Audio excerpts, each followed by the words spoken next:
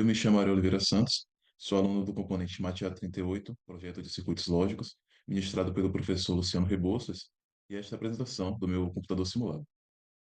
Agora vamos analisar os componentes que formam esse circuito, começando pela memória RAM. Como foi solicitado na descrição do projeto, é uma RAM que tem 32 localidades e foi selecionado as quatro primeiras posições, do 0 ao 3, como uma segmentação de dados, e as demais 28 para a segmentação de programa.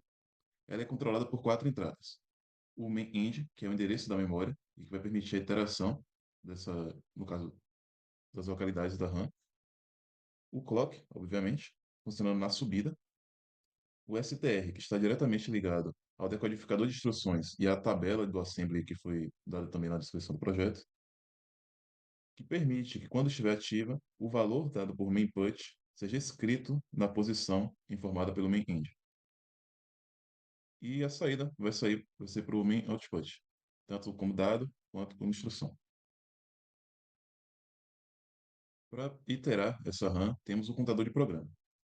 Ele vai ter que começar da posição 4 e ir até o final da RAM, no caso na posição 31, e depois retornar para a posição 4. No entanto, ele vai acabar passando pela segmentação de dados, e nós não queremos isso. Então é necessário fazer uma certa análise e evitar que ele leia um dado como um programa. Por isso, nós temos que utilizar essa entrada que permite que o valor dado aqui por D seja a posição de início desse contador, que só vai ser utilizado, no caso, esse valor só vai ser utilizado em duas ocasiões.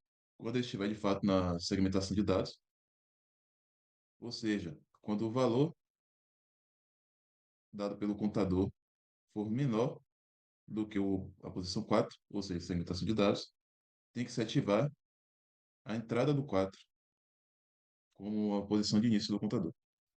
A outra ocasião é quando a função jump, no caso, o comando jump, lá do assembly, tem que ser utilizado.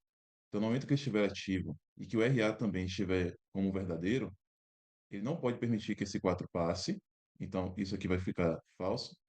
Esse 4 não vai passar, enquanto o valor que foi dado aqui para GoTo, lá no decodificador, que informa a linha que quer dizer o fluxo da execução, vai ser passado para o valor de D. Então, no momento da subida do clock, o computador, ao invés de iterar, ele vai ser movido para a posição que foi selecionada, né? Outro fator importante é a presença desse CPU enable. Ele funciona como um controlador de diversos componentes desse circuito e ele está diretamente ligado ao clock, que vai ser explicado depois. No caso aqui, no momento em que o CPU enable estiver ativo, o computador vai funcionar, vai continuar iterando ou vai para a posição inicial, e também o valor do endereço de memória vai ser atualizado nesse túnel, que no caso é utilizado lá na RAM. Logo em seguida, nós temos aqui o registrador de instruções, que está diretamente relacionado com a saída da memória RAM. Mas essa saída pode ser o dado, que não deve ser armazenado no RI. Então, o CPU Enable vai exercer um papel fundamental aqui e evitar erro de segmentação. No caso, vai ficar mais claro quando for analisado o decodificador. Outro ponto importante é o clock. O RI vai funcionar na descida do clock, diferente dos componentes anteriores. Isso permite que não seja necessário atrasar a execução do circuito em mais uma subida para armazenar o comando, né? E aqui está o decodificador. Note, de início, que o CPU Enable, o decodificador vai estar ativo quando o CPU Enable estiver desativado. Ou seja, quando o contador não estiver contando e quando o registrador não estiver registrando. Outro ponto importante, como foi solicitado, é que a instrução vai ser dado aqui 8 bits. Os quatro primeiros bits vão definir o comando do assembly e os bits seguintes vão para um valor de um suposto RX, que é um registrador qualquer, e que aqui vai ter um papel de registrador ativo, ou seja, que o valor dele pode ser alterado, no caso, a depender do comando, e um RY, que é um registrador passivo, que ele só vai entregar os dados. Não tem como alterar o valor do RY de fato, que também é um registrador qualquer do banco, né? Temos aqui também uma parte do circuito que é para controle do RY, que no caso, esses comandos não usam um RY e nós queremos evitar a saída dele lá do banco.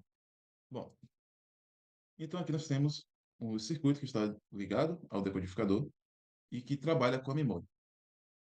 Aqui temos um uso diferente do RY e do RX. Eles não estão se referindo ao endereço de um registrador, mas sim o endereço da posição da memória. No caso, nós estamos utilizando os bits informados aqui, né, como os dois últimos da posição da memória e passando para o main end. Tanto aqui no caso da RM usando um RY e no caso do STR usando um suposto RX. Vale lembrar que isso aqui não vai ocasionar um erro, já que lá no computador, no momento em que a decodificação estiver ocorrendo, o valor do main end está sendo anulado pelo buffer controlado. Adicionalmente, temos aqui o valor também do main punch, que é o único momento em que ele de fato é útil, é quando esse teste está ativo, que a saída do registrador passivo vai ser passado para o main punch. Passando agora para o banco de registradores, temos que, para evitar a poluição do circuito principal, o banco foi transformado num chip, que é esse BR aqui, e que ele recebe as determinadas entradas. O endereço do registrador ativo, que é um chamado aqui do RX, o endereço de um registrador passivo, que é o RY, que são assíncronos. Ou seja, no momento em que ele é alterado, o valor de QX e QY é alterado aqui devido ao multiplexador. Mesma coisa aqui para o Y. Recebe também um valor em D, que é exatamente o que deve ser escrito no registrador RX, caso o RE aqui esteja ativo. O RX não é, novamente, não é um registrador de fato. O RX é um registrador qualquer, entre esses quatro. Outro ponto para se notar é que aqui também o clock funciona na descida.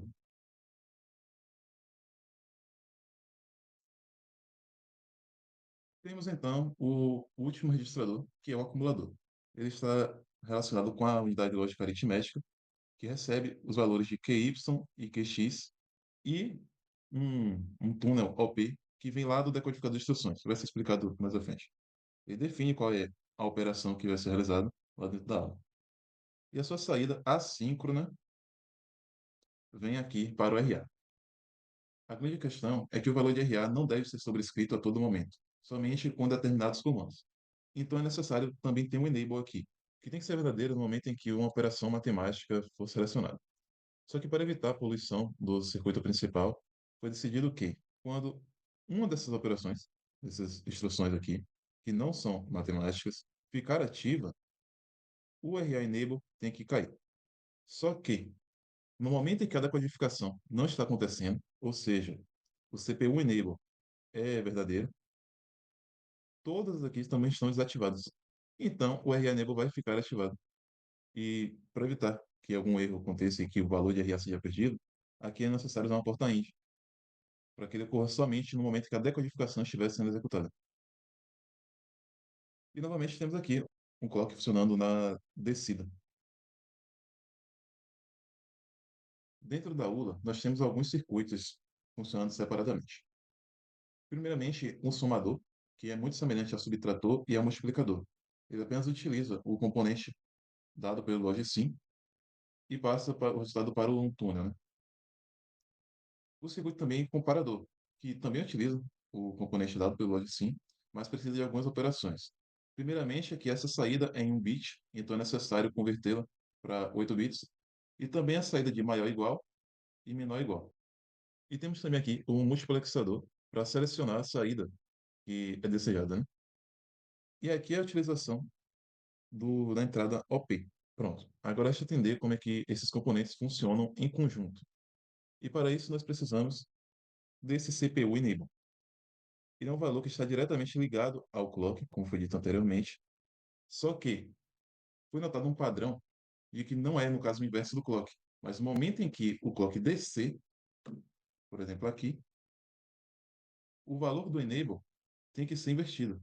No caso aqui estava 1, foi para 0. Aqui o clock volta a descer. Então o enable vai para 1. Isso aqui é esse CPU enable. Para isso aqui funcionar, tem que haver a definição de um estado, ou seja, armazenar o valor do enable até o momento em que o clock for cair. Então, temos que utilizar um flip-flop. No caso, foi selecionado um flip-flop tipo D, que vai receber sempre o valor do inverso do CPU enable, e que no momento da queda do clock, ele vai atualizar o valor do túnel. Já estamos aqui com o programa, foi colocado aqui na memória RAM. E aqui está o controlador. Note que o contador de programa está em zero, ou seja, ele inicia na segmentação de dados. Então, subindo o clock, o PC ele foi movido aqui. O PC foi movido para a posição 4, que é a posição de início. Mas o CPU enable ainda está desativado, porque o clock só fez subir. Então o endereço de memória não está sendo atualizado e a RAM não tem o que obter aqui, né? Então por isso que tem esse erro. Só que ele é esperado, sim, não é um problema. Então, ao descer o clock, o CPU enable é invertido e fica em 1. Nesse momento, o valor do endereço de memória é atualizado, no caso aqui, e na próxima subida do clock, a RAM vai conseguir já ler o que tem nessa posição.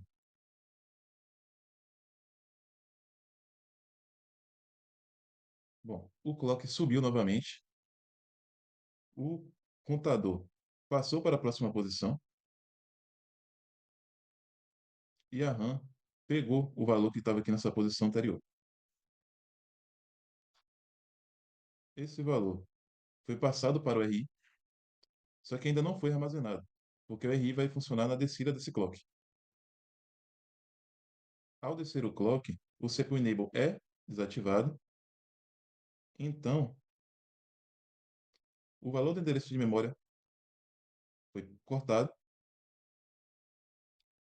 O, pera, aqui. A instrução foi armazenada e a decodificação começou. No caso, vemos aqui que o primeiro comando é uma subtração. Então, vem para cá, ele vai selecionar o valor 7, é aqui que vai definir qual operação, qual valor da ALU que vai ser obtido, né, para o registrador acumulador. E no caso da subtração é o 7. Atualizou o valor do OP.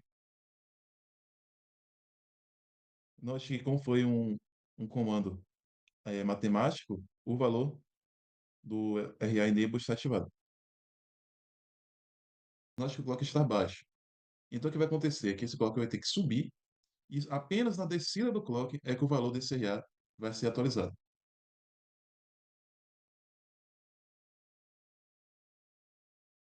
Sobe. Como o CPU enable está desativado ainda, o contador o RI não vai funcionar. Está, todo o sistema aqui no momento está parado, esperando armazenar o valor em RA. Ao descer, o valor do RA foi para zero. O CPU Enable, como foi ativado, já permite a execução do contador. Ao subir, o contador foi para 6. Bom, ficou nítido que houve um certo atraso no momento ali da decodificação, que é quando o registrador acumulador ele tem que esperar o clock subir novamente e apenas na descida armazenar essa informação. Isso não é, de fato, um problema aqui, porque existem dois comandos que necessitam da subida do clock, que é o RDM e o STR. Como eles estão relacionados com a RAM, e a RAM só vai retornar o valor na subida do clock, foi conveniente atrasar a execução do circuito em si. Bom, aqui nós temos já um ciclo. Até o HLT for, quando for ativado, aí ele vai ligar um terra aqui à unidade de controle, de modo que a subida e a descida do clock não vai afetar mais a execução do circuito até que o clear seja ativado. Outra consideração é quanto à ALO, né? Ela funciona em valores positivos. Não está sendo feito o complemento. Então, por completo aqui, ela está comparando valores positivos, multiplicando valores positivos, subtraindo, o resultado ele vai ser entendido como valor positivo, e no caso da soma, a mesma coisa. Pronto, agora nós temos que ver como é que é feito o programa do Fibonacci para funcionar aqui nessa arquitetura, né? Ok. De início, vamos analisar como estão as posições da segmentação de dados lá na memória. Vamos usar as quatro de primeira. A posição 00, que aqui vai ser representada por S, informa a quantidade de ciclos que que no caso a iteração tem que ocorrer, né? Isso significa o quê? O número 6 da sequência de Fibonacci. O R informa o próximo resultado da iteração. O máximo que informa a quantidade total que uma posição da memória consegue carregar. E por último, a linha. Lá para o desvio de fluxo, o valor da linha não pode ser passado diretamente, como na RDM e no STR aqui. O valor da linha tem que estar dentro do registrador. Então, para obter esse valor, nós temos que usar uma posição da memória de qualquer forma, né? Vamos lá. Logo de início, nós realizamos a subtração, como foi visto lá na execução, né? Zeramos o valor do R2. Isso aqui é importante porque não tem mais memória disponível, não tem posição de memória disponível. A gente precisa zerar o valor do R2 e não sabemos se houve então, uma execução anterior e R2 não está zerado. E logo em seguida nós começamos o loop. Primeiramente, nós obtemos o valor lá o resultado da próxima iteração, que, como diz, é o valor que é 1. Então, o R1 vai ser atualizado para 1. Realizamos a edição do 0 com 1, movemos o 0 para o R1, e como aqui o RA foi atualizado, em seguida movemos o valor do RA para o R2. Ou seja, o R1 está zerado, o R2 ficou 1. Então aqui a gente armazena o resultado. Nesse momento aqui, R deixa de ser o próximo resultado e já passa a ser o resultado atual.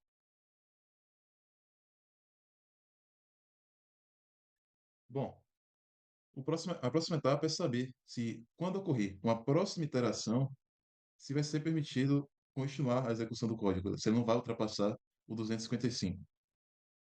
Então, nós lemos aqui o valor do 255, passando por R3, e logo em seguida temos que realizar uma subtração, para saber se o espaço do próximo, né, do R2 que vai ser adicionado, ele cabe aqui no espaço deixado, entre o 250, no caso deixado, né, pelo R1, que é o N menos 2.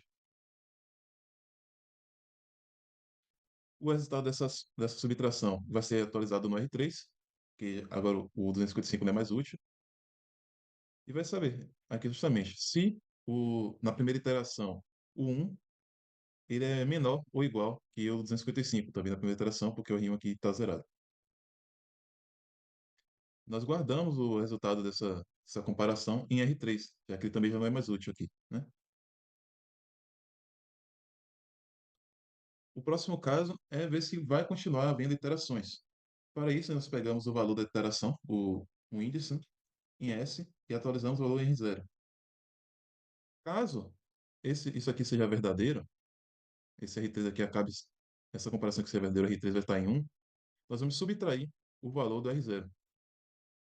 No caso, na primeira iteração sempre é verdadeiro. Então, no 6 aqui, no caso do 6 ele sempre vai ser verdadeiro. O 6 não vai ultrapassar os 255. Então, isso aqui vai fazer o 6 ir para 5, atualizando o valor, e o valor da iteração é guardado. Assim, nós liberamos o valor da R0, né? Realizada a decrementação, temos então o segundo caso, né, que tem que ser analisado, que é o valor da próxima iteração, o contador, se ele já chegou a zero. No caso, se ele for maior ou igual ao R3, que vai ser 1, isso aqui só interessa quando o R3 é 1 de fato. No momento que ele for maior ou igual que 1, nós vamos atualizar o valor do R0 e vamos multiplicar o R0 com o R3. Ou seja, quando o R3 for zero, e por acaso aqui o R0 também já for zero, esse valor aqui vai atualizar o RA em zero, o que não vai deixar o jump desviar o fluxo lá para a linha 6, que está sendo lida aqui com esse RDM. Então não vai voltar para aqui. Mas no caso da primeira iteração, o R0 aqui é 5, o 5 é maior ou igual que o 1, vamos multiplicar. 1 vezes 1 vai dar 1, o jump vai desviar o fluxo cá para início. Isso vai seguir ou até o R0 chegar ao valor de fato de zero, ou quando a quantidade de 255 for estourada. Ao finalizar o loop, temos que analisar um segundo caso, que é quando a iteração é interrompida somente porque estourou a quantidade, a posição, né, da memória não tem mais como conter o número. Então, nós temos que armazenar em outra posição o valor restante. Não vai, além disso, não vai continuar a iteração, justamente porque se não utilizarmos o valor completo, o algoritmo do Fibonacci não vai funcionar. O algoritmo de recursão não vai funcionar. Então, guardamos o valor seguinte, a iteração tem que se encerrar, o código vai se encerrar também. Só que, caso não tenha sido estourado esse valor, nós temos que zerar essa posição para não haver uma confusão. Então, deixar claro que o que restou da iteração foi o zero, se não houve o estouro. Então, temos que analisar aqui o valor do R0, que é o que vai realizar a contagem, e o valor do R3, que está aqui guardando o resultado da análise do estouro. Caso o R0 seja 1 e o R3 seja 1, não houve estouro e não tem por que ter saído do loop, porque o R0 é maior ou igual que 1. Então, isso nunca vai ocorrer. Agora, caso o valor do R0 seja 1 e o valor do R3 seja 0, a saída ocorreu exclusivamente por causa do estouro. Então, esse valor aqui do RA vai para 1, o do R3 vai ser atualizado e vai multiplicar o valor que está em R2. Lembrando que o R2 ele está aguardando, no caso aqui seria o resultado seguinte, da próxima iteração, né? Porque ele atualizaria o valor do R1 e seria mais resultado de STR. Então, R2, o resultado de R2 somado com R1 é o maior resultado que nós podemos armazenar, que nós podemos exibir naquele momento. Então, ele vai atualizar o valor do R2 com o resultado da multiplicação e vai armazenar em K, ou seja, onde antes tinha o máximo, né? Não vai ser mais o máximo. Vamos lá. Caso o R0 esteja em 0 e o R3 esteja em 1, ocorreu exclusivamente porque a iteração acabou. O valor do R2 aqui vai ser o resultado, o que seria o próximo resultado, vai ser zerado e não tem problema nenhum com isso, né? Mesma coisa, vai armazenar aqui na posição K.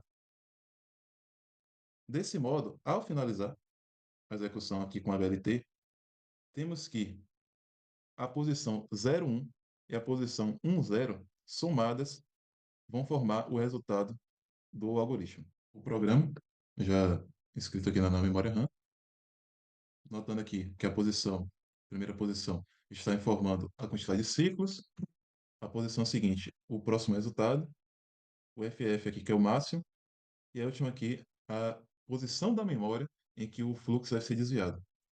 É importante notar também que ele está se referindo não à posição 6, no caso, a sétima linha do código, mas assim a posição 6, posição 06, né, que é a sétima, da memória. Aqui na frequência, executar. Primeiro resultado é 0, segundo é 1, o terceiro também vai ser 1, né? O próximo é o 2, vai para o 3, né? Vai finalizar no 5.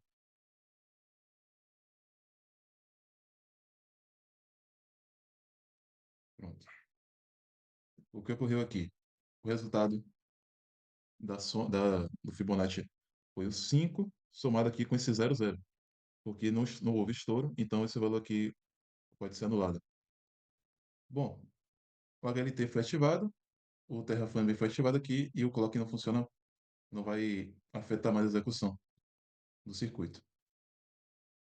Vou carregar então a imagem novamente.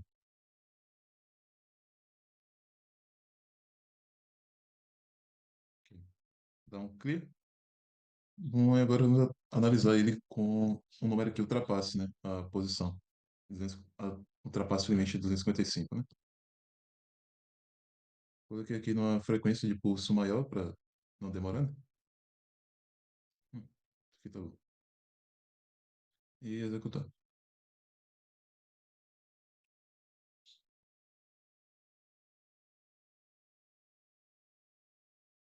Aqui nós temos o 90 mais o E9.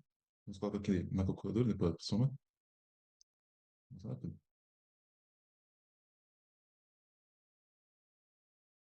Aqui em decimal deu 377, que é justamente o valor obtido pela sequência de Fibonacci nessa posição.